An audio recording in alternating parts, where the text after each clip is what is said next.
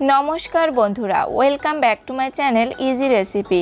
আজকে আমি তৈরি করে দেখাবো রেস্টুরেন্টের স্বাদে কেএফসি স্টাইলে চিকেন ফ্রাই। এই চিকেন ফ্রাইটা একদম রেস্টুরেন্ট স্টাইলে আজ আমি তৈরি করে দেখাবো। আর উপরটা হয় ক্রিস্পি, ভিতরটা হয় সফট, আর এর স্বাদটা হয় অসাধারণ।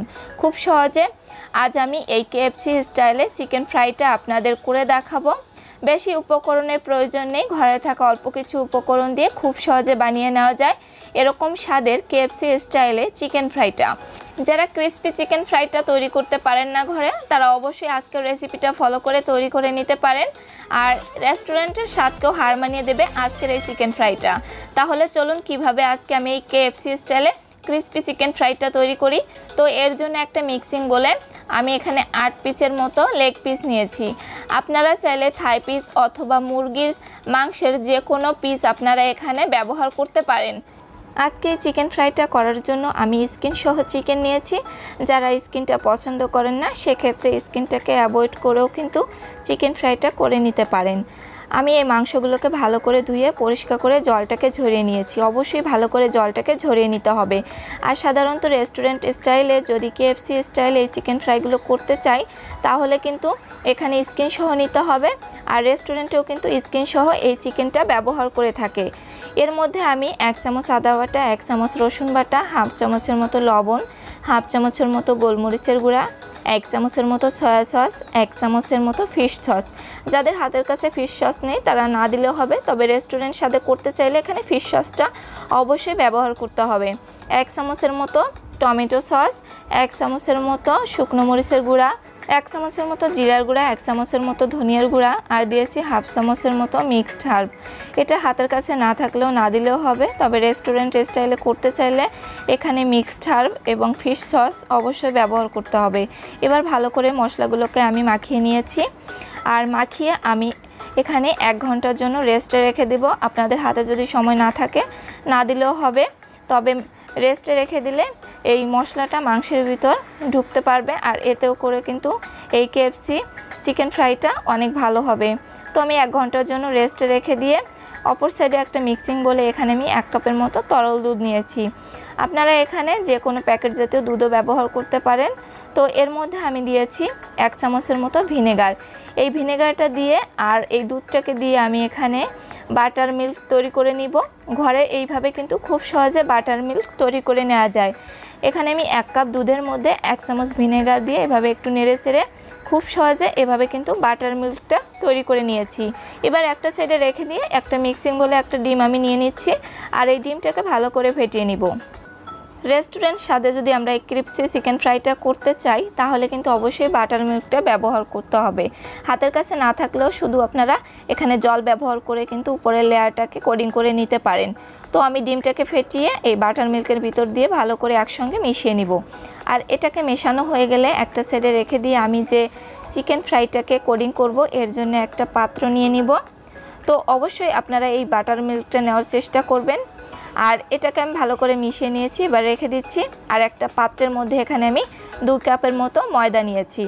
আর এখানে অবশ্যই ময়দা নিতে হবে, আটা ব্যবহার করা যাবে না। ময়দার মধ্যে দিয়েছি হাফ কাপের মতো কর্নফ্লাওয়ার। কর্নফ্লাওয়ার না দিয়ে শুধু ময়দা দিয়ে কিন্তু কোডিংটা করে নেওয়া যায়। তো এর মধ্যে আরও দিয়ে দিচ্ছি আমি 1 চামচের মতো শুকনো মরিচের গুঁড়া, হাফ চামচের মতো গোলমরিচের গুঁড়া, আর হাফ চামচের মতো লবণ। লবণটা বুঝে শুনে দিবেন। হাফ চামচের মতো পাপরিকা পাউডার আমি দিয়েছি। পাপরিকা পাউডারটা আপনাদের হাতের কাছে না থাকলে না দিলেও হবে। এবার এই শুকনো উপকরণগুলোকে হাত দিয়ে ভালো করে আমি মিশিয়ে নিচ্ছি। ভালো করে মেশাতে হবে। আর চিকেনের উপরের যে কোডিংটা করার জন্য আমি এখানে 2 কাপ ময়দার সঙ্গে হাফ কাপ যে কর্নফ্লাওয়ার নিয়েছি। এটা একদম পারফেক্ট চিকেনের লেয়ারটা কোডিং করার জন্য। এবার 1 ঘন্টা পর আমি ফিরে এসে চিকেনটাকে আরও একটু মাখিয়ে নিচ্ছি। আপনারা চাইলে চিকেনটাকে কিন্তু আরও বেশি সময় ধরে রেস্টে রেখে দিতে পারেন, এতে করে মশলাটা কিন্তু ভালো করে চিকেনের ভিতর ঢুকে যাবে। এবার এখান থেকে 1 পিস চিকেন আমি এই ময়দার ভিতর নিয়ে নিচ্ছি। চিকেনের উপরে এভাবে কিন্তু ময়দাটাকে ছড়িয়ে দিতে হবে। তারপর হাত দিয়ে এভাবে আস্তে আস্তে চেপে এই ময়দাটাকে চিকেনের গায়ে লাগিয়ে নিতে হবে। আর আমি কিন্তু উপরে ময়দার উপর এভাবে প্রেস করছি, আমি কিন্তু পুরোপুরি চিকেনটাকে চেপে ধরে নিয়ে ময়দাটা দিয়ে তার উপর কিন্তু এভাবে চিকেনটাকে কয়েকবার এভাবে প্রেস করে নিচ্ছি। এতে করে চিকেনটা উপরে যে লেয়ারটা হয় ক্রিসপি চিকেন ফ্রাইয়ের সেটা খুব সহজে চলে আসবে। আর উপরে যে এক্সট্রা ময়দাটা আছে সেটাকে এভাবে একটু ঝেড়ে নিচ্ছি। তারপর ডিমটাকে ফেটিয়ে আমি যে বাটার মিল্কটা তৈরি করেছিলাম সেই বাটার মিল্কের ভিতর এভাবে একটু ঘুরিয়ে ঘুরিয়ে আমি এটাকে একটু এভাবে লাগিয়ে নিচ্ছি। আর আপনারা যতবার এভাবে করবেন ততবারই কিন্তু একইভাবে এই ময়দার ভিতর রেখে তারপর কয়েকবার উপরে ময়দাটাকে ছড়িয়ে তারপর আপনারা বাটার মিল্কের ভিতর এভাবে দিয়ে কোডিং করে নিতে হবে। আর এতে কিন্তু উপরের লেয়ারটা ভালো আসে। আপনারা যতবার করতে চান করতে পারেন, তবে আমি এভাবে 2 বার করে নিচ্ছি। এভাবে আরও একটু ময়দা দিয়ে উপরে এভাবে লাগিয়ে উপরের কোডিংটা আমি করে নিচ্ছি। এভাবে চিকেনের কোডিংটা করে নেওয়ার পর আমি এই চিকেনটাকে একটু এভাবে ঝেড়ে নিব। এতে করে চিকেনের উপরে যে ময়দাটা আছে এক্সট্রা সেটা ঝরে যাবে আর লেয়ারটাও বোঝা যাবে। দেখতেই পাচ্ছেন আমি 2 বার দেওয়াতেই এই চিকেনের লেয়ারটা কতটা সুন্দর হয়েছে।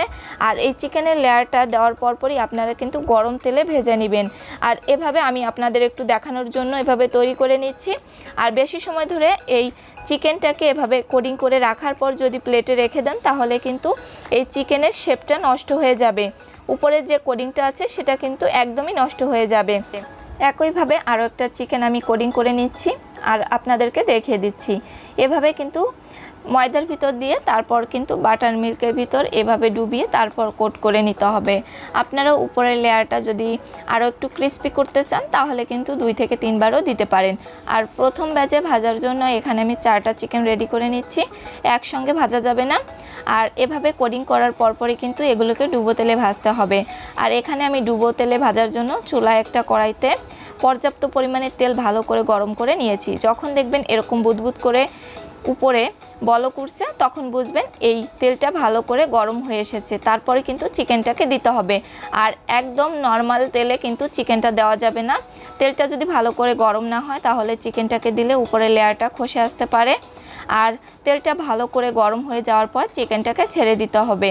আর হাই হিটে এগুলোকে এভাবে প্রথমে ভাজতে হবে, তারপর মিডিয়াম টু লোতে রেখে চিকেনটাকে ভেজে নিতে হবে। মোট 10 মিনিট থেকে 12 মিনিটের মতো সময় লাগতে পারে চিকেনগুলোকে ভাজতে। আর চিকেনটা যখন আপনার ভাজা হয়ে আসবে তখন দেখবেন এমনিতেই তেলের যে উপরে বলক আছে সেটা আস্তে আস্তে কমে আসবে আর চিকেনের কালারটাও চেঞ্জ হতে শুরু করবে। আর একটু সময় নিয়ে ভাজার চেষ্টা করবেন, তা না হলে কিন্তু ভিতরে কাঁচা থেকে যেতে পারে। হাই হিটে কখনোই ভাজবেন না, মিডিয়াম টু লোতে রেখে এই চিকেনটাকে ভালো করে ভেজে নিতে হবে। আর কালারটা ঠিক এরকম করে নামিয়ে নেবেন। আর বেশি ডিপ করে ভাজতে যাবেন না, তাহলে কিন্তু পুড়ে যেতে পারে। এভাবে আমি চিকেনটাকে ভালো করে ফ্রাই করে নিয়েছি আর তেল থেকে উঠিয়ে এভাবে তেলটাকে ঝরিয়ে একটা প্লেটে রেখে দিচ্ছি।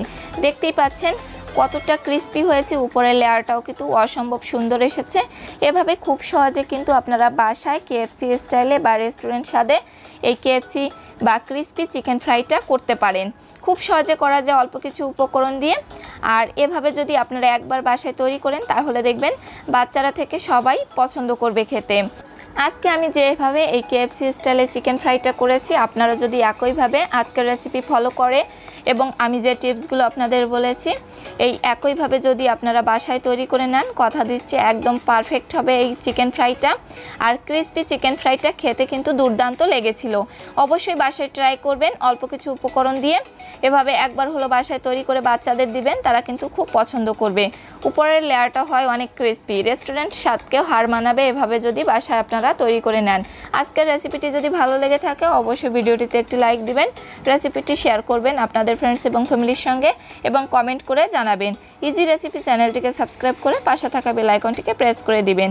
আর যারা ফেসবুক পেজ থেকে দেখছেন অবশ্যই পেজটাকে ফলো দিয়ে আমার পাশে থাকবেন। ধন্যবাদ সবাইকে, টাটা, বাই বাই।